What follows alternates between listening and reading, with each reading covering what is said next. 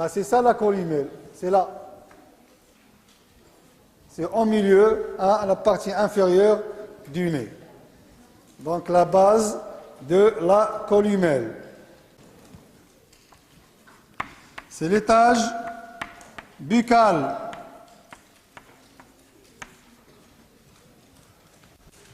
L'étage buccal. C'est l'étage inférieur de la face, qui est limité en haut par cette ligne de la base de la columelle et en bas par la tangente du menton. Donc cet étage est généralement constitué par deux parties. Il y a une partie fixe, c'est la partie maxillaire supérieure, représentée aussi par la lèvre, c'est une partie qui est fixe. Et vous avez une deuxième partie en bas qui est mobile, en rapport avec la mandibule. Et donc vous notez que l'étage buccal, c'est l'étage inférieur de la face. Elle est divisée lui aussi en deux parties d'importance inégale.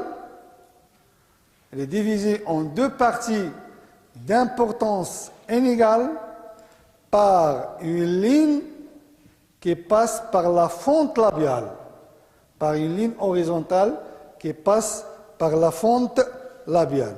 Donc voilà la fente labiale sur le schéma. Alors vous avez donc une ligne qui passe ici par la fente labiale, c'est entre les deux lèvres.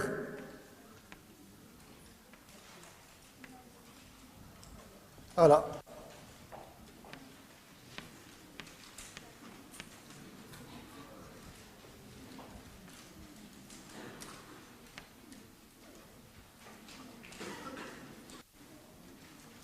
Donc, elle est divisée en deux parties d'importance inégale par une ligne qui passe par la fente labiale. Donc, ces deux parties, donc vous avez la partie supérieure.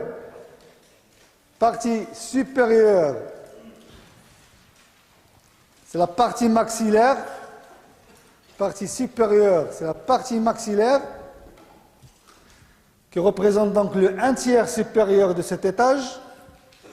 Et vous avez donc la lèvre supérieure. Donc partie supérieure qui occupe le tiers supérieur de cet étage, c'est la partie maxillaire. Et vous avez la partie inférieure qui occupe les 2/3 inférieurs, c'est la partie mandibulaire.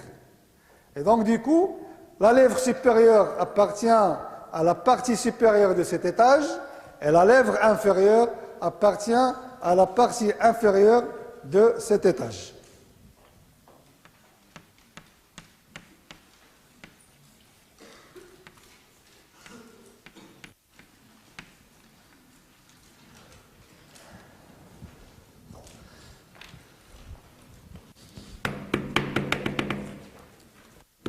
Donc, on va récapituler. Donc, on a dit que la face est un élément qui occupe la partie antérieure du crâne. Elle est limitée entre deux lignes.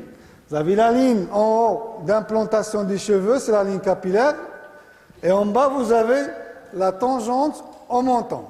Donc, c'est ça la limite de la face. Et cette face, sur le plan topographique, est divisée en trois étages, comme vous voyez ici. Il y a l'étage supérieur, c'est l'étage frontal, ou bien tout simplement le front. C'est un étage crânien qui appartient au crâne. Et vous avez au milieu, c'est l'étage moyen de la face, c'est l'étage orbitaire et nasosinusien, parce qu'il contient à la fois les deux cavités orbitaires, la pyramide nasale, les fosses nasales et les sinus maxillaires. Donc il est limité par cette ligne supérieure qui passe juste au-dessus des sourcils et une ligne inférieure qui passe par la base de la colonne. Ça, c'est l'étage moyen. Et donc lorsqu'on parle de l'étage moyen, c'est la pyramide nasale, c'est les deux cavités orbitaires et c'est la projection des sinus maxillaires. Et vous avez en bas l'étage inférieur de la face, c'est l'étage buccal. Pourquoi buccal?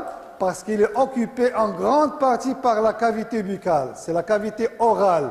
On va la voir lorsqu'on va décrire la cavité orale. soit orale, soit buccale. Et donc cette cavité donne ce nom à cet étage inférieur.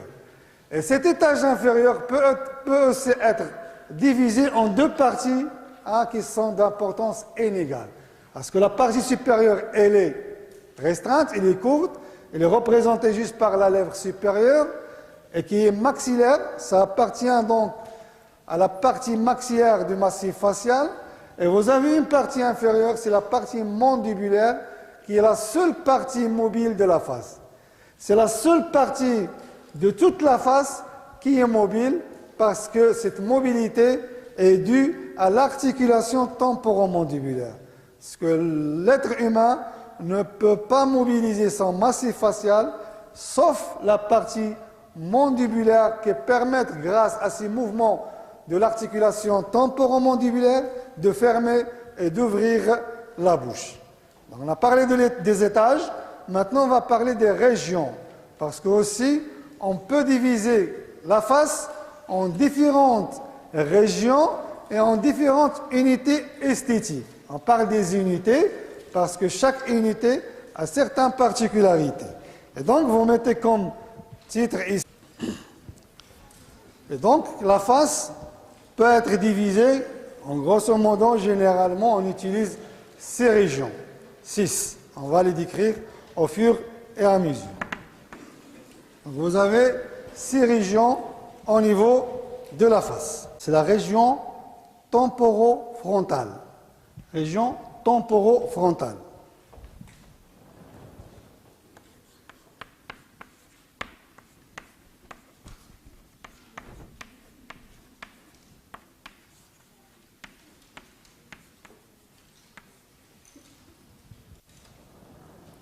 La région temporofrontale, c'est une région, notez, impaire et médiane. C'est une région impaire et médiane. Donc c'est une région, comme son nom indique, temporofrontale. À la fois vous avez le front et vous avez les tempes aussi. Donc c'est une région impaire et médiane qui est constituée par 2 unités. Schématiser ça.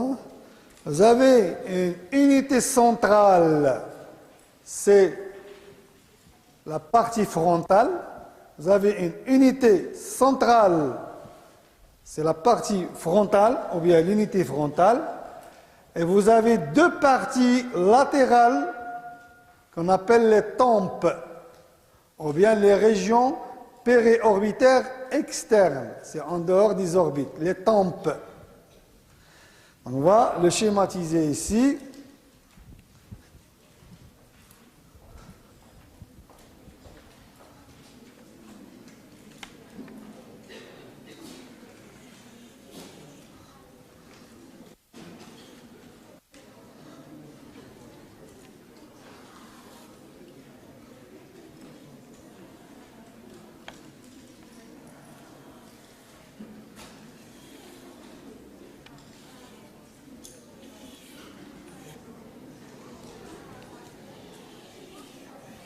Allez-y, allez-y, sans...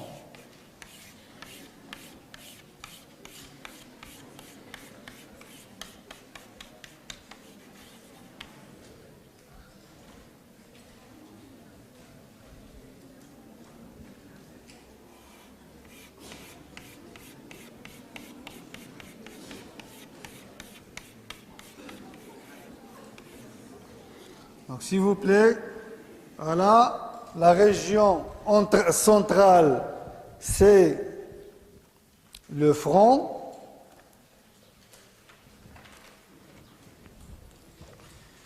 Donc, ça, c'est le front, la partie frontale. Et là, c'est la partie temporale. Vous arrivez à voir les... Non? Le T ici et le F ici, donc partie frontale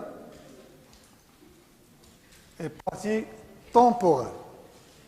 Donc ça, c'est la région temporofrontale. Si on veut la schématiser sur la face, va être donc de cette façon-là.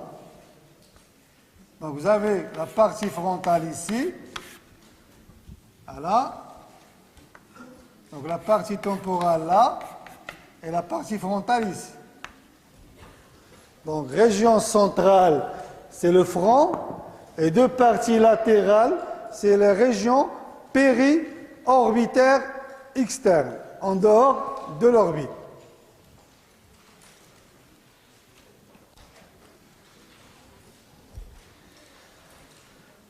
Donc vous notez la nomenclature du schéma, région frontale temporale. Une région temporo-frontale avec deux unités, unité centrale, c'est le front, et deux unités latérales, bilatérales, ce sont les tempes. Deuxième région.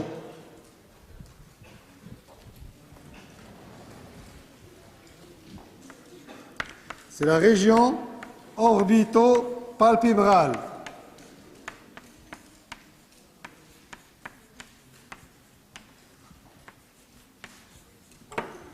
Région orbito-palpébrale. Et comme son nom indique, elle est en rapport avec les deux orbites et avec les paupières orbito-palpébrales. Vous avez les cavités orbitaires en dedans et qui sont occupées par le globe oculaire.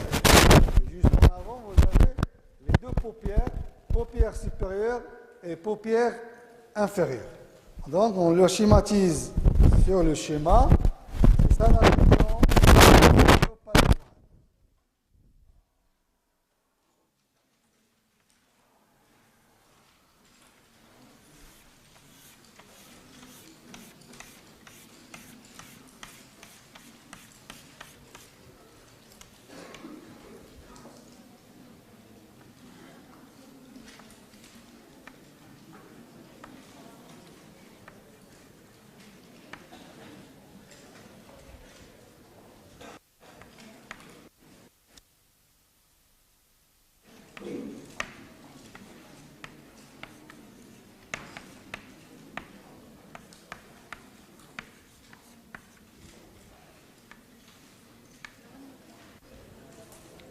Donc notez, la région orbitopalpébrale, elle est bilatérale, deux parties, elle est bilatérale.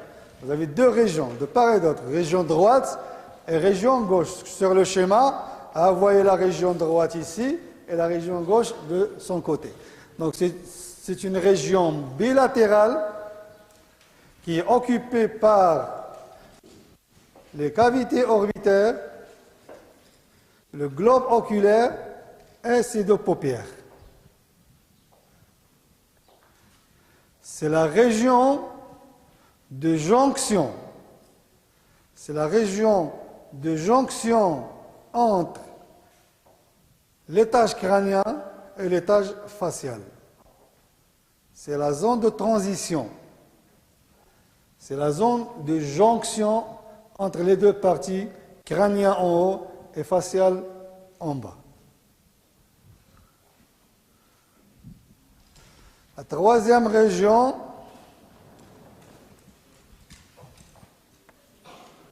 c'est la région nasale.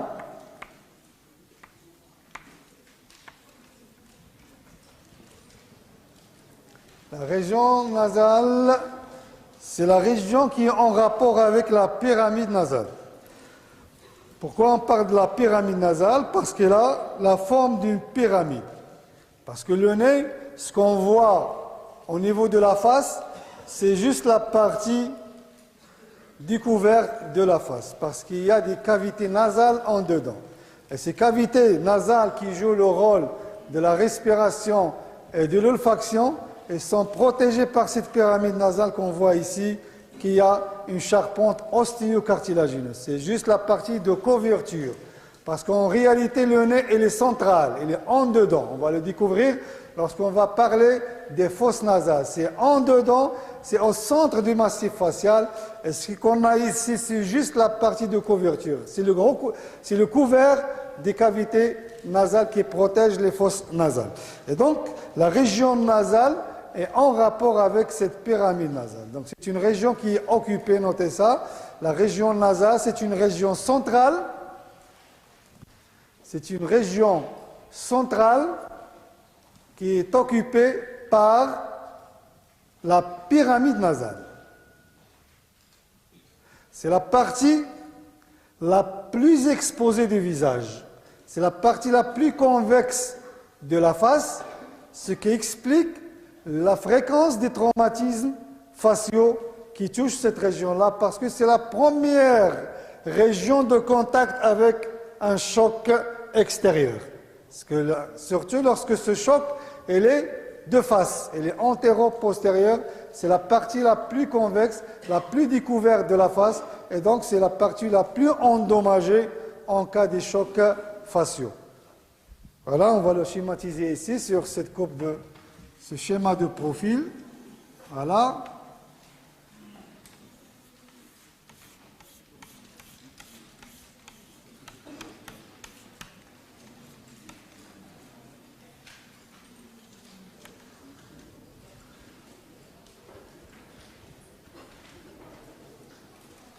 La région nasale.